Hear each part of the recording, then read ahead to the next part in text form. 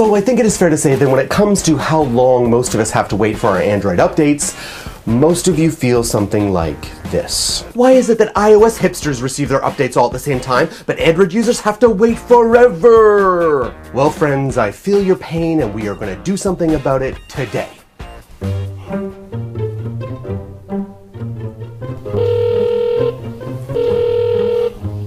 Thank you for calling Google. Yes, hello, may I speak to Larry Page, please? Yes, there is a Larry Page there, you know, big gummy tooth guy, friend of Sergey, CEO, co-founder kind of guy. That Larry Page. Thank you. Larry! Hey, Jayce here from Android Authority. How are you, buddy? Oh, you watch my shows and love it. That's great, that's great. No, you're thinking of Josh. Listen, Larry, we got some serious frustrated Android users here, and they really want you to work on the fragmentation and pushing out those updates all at once. Really? Oh, okay, I will tell them that, but hey, what about the iOS users? They receive all their updates. Okay, Mr. Page, I will tell them. No, I'm not that Jayce from Android Authority you got a restraining order on. That was Joe.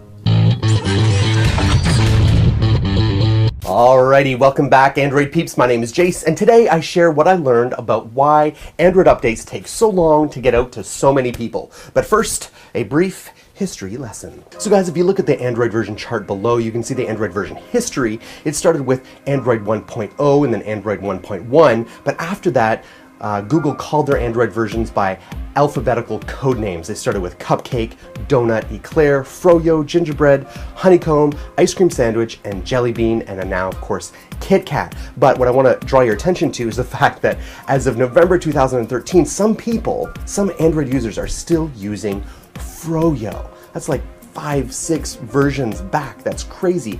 That's the level of fragmentation that's happening on Android, and we're going to talk about why. What I learned is that Android has to go through 3 major processes before that update is finally released to the end user, and here is step 1. So the first thing that needs to happen is that the chipset makers need to provide what's called a hook or code that allows the operating system to communicate and thus control the hardware components. Of course, those hardware components are a little bit different for every device, so that adds time. Not only that, but there's different chipset manufacturers. You have Qualcomm, Texas Instruments, Samsung, Nvidia, etc. All of them take their own separate time to build these hooks, but it's generally accepted that these hooks should take anywhere from 4 to 8 weeks, and thus that takes us to the second stage. In this stage, the software stack is passed on to the manufacturer of the rest of the phone, and of course, each hardware is a little bit different. It has slightly different components, and that software needs to be customized to meet those components. Add to the fact that they have the carrier-related apps that need to be included, so they can't just take TouchWiz and slap it on all their devices and push it out. Those devices are slightly different. Samsung has how many different devices, and they all have slightly different needs. They can't just push it out all at once. But Nick Darcolo from Samsung stated that it takes on average 6 to 8 weeks from when they receive the release from Google to when they can pass it on to the carrier, which is the final step and by far the most time consuming.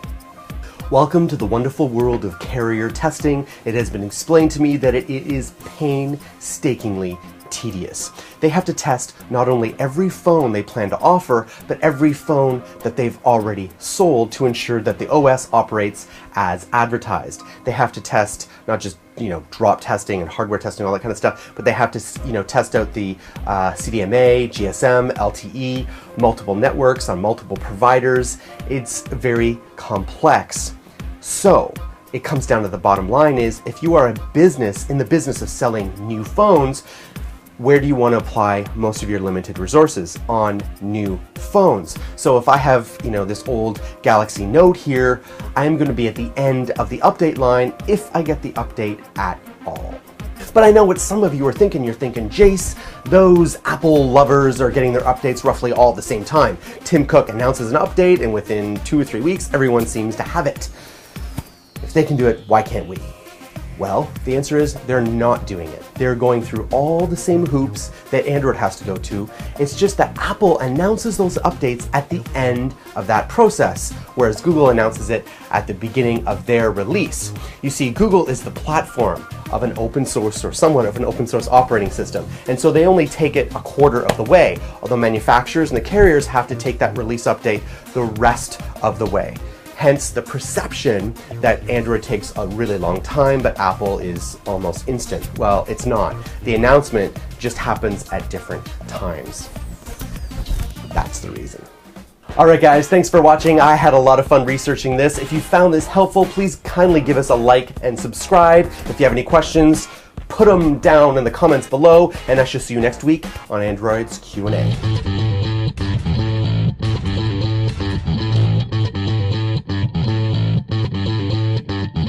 Larry, I love your yacht. Love it.